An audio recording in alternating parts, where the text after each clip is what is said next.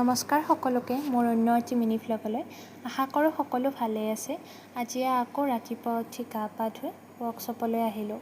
ৱৰ্কশ্বপলৈ আহি সদায়ৰ দৰে আমাৰ ডেইলি যিখিনি এক্সাৰচাইজ থাকে সেইখিনি কৰালে আৰু আজি বিশেষকৈ আমাক ভইচ এক্সাৰচাইজখিনি কৰালে, যিহেতু আমাৰ বিশেষকৈ ষ্টেজত ডাইলগ কওঁতে কেতিয়াবা বুজি যাব পাৰে সেইবাবে।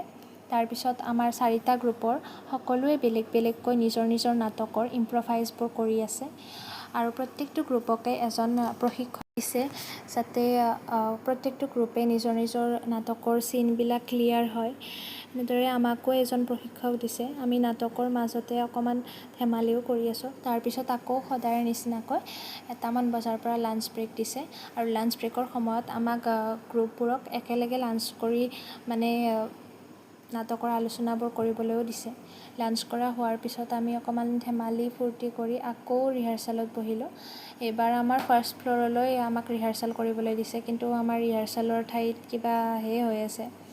তাৰপিছত আকৌ আমি ৰীল বনালোঁ, অকণমান ধেমালি কৰি আজি আকৌ বিদায় ল'লোঁ। আকৌ নেক্সট ভিডিঅ'ত লগ পাম।